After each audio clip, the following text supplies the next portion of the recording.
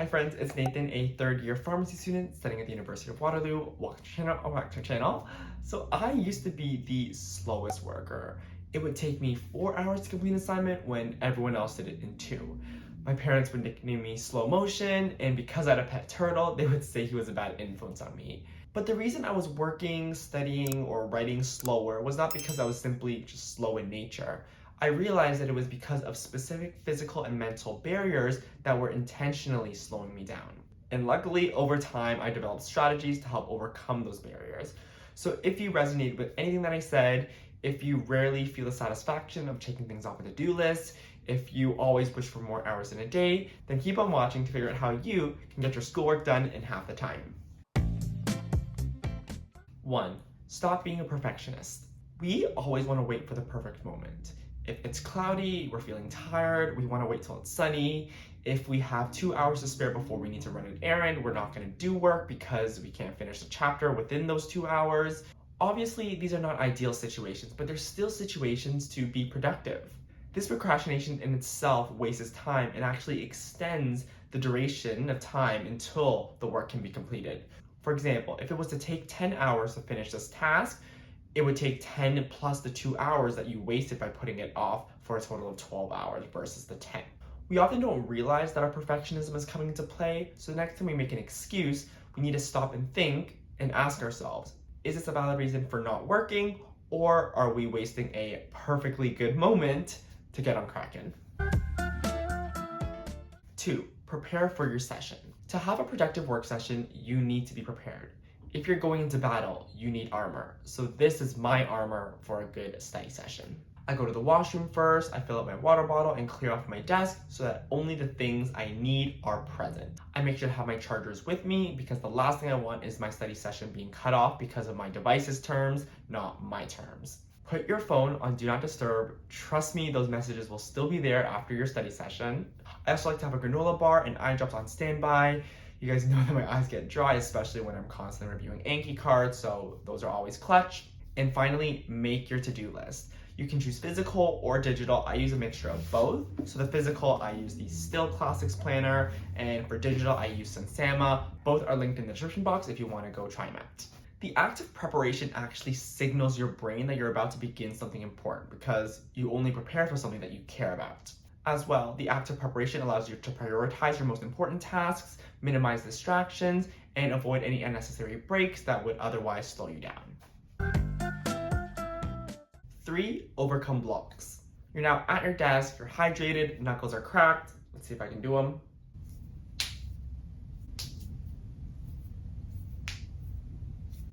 That's so-so. But anyways, you are ready to begin writing and nothing comes out. You have writer's block. And the worst mistake you can make is sitting there aimlessly, trying to push through, wasting time. And that's when I recommend Jenny AI, who has partnered with me on today's video. Jenny AI is an AI software that auto-completes your writing. One of the most annoying things for me is knowing what I want to say but not being able to express it in words, and it literally makes me want to crack my laptop in half. But with this technology, Jenny provides high-quality suggestions that allow you to form advanced sentences 10 times faster. There's also a plagiarism checker, which is so important to us students because we're never trying to catch an academic integrity case.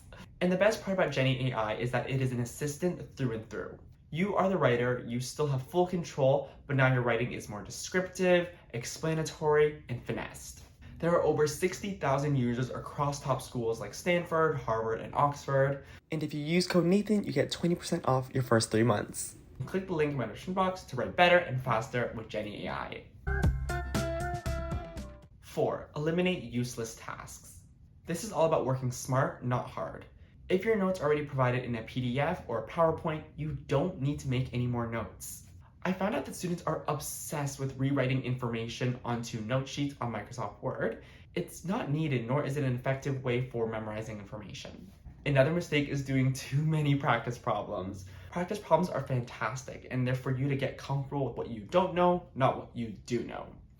If you are struggling with a concept, do the questions until you get them correct, until you're comfortable with them, until you can feel confident going into an exam and getting them right. However, if you are getting them right, you can do them in your sleep, then move on. You don't need to do every single question. 5. Gain momentum and keep it. If you guys have seen my channel, you know that I study 10 hours a day, even longer, and motivation plays a huge role in my long study days. I recommend starting with the easiest task. You'll finish it quickly and with ease, and that will give you confidence, and then you can move on to the hardest task. If it gets too overwhelming, take a break from the hard task, move on to something easier, and then return to it a little bit later. By alternating between hard and easy work, you'll be able to sustain yourself better and avoid any burnouts. Another way to get into the groove of studying and stay in it is with music. I love listening to ballads and lo-fi to stay calm and focused, and EDM and rap if I need a boost and energy. I recently got the Soundcore Space A40 because my old earphones weren't noise canceling, but these are, and with their rich sound, I can get into my personal space even if there are chatty students in the library, so I can still focus on my work. And because I study so long, I really need a pair of earphones that actually keep up with me. The Space A40 has a 50-hour playtime and a comfortable fit, so even after a long study day, my ears aren't hurting. I'll link them below if you want to check them out. 6. Know when to call it quits. Oh, that rhymed. Know your limit. We're not robots, even though sometimes we think we are. There will eventually be a point where your energy begins to dwindle. Listen to your body when that happens. If you're lacking motivation, you can still push through because that's psychological.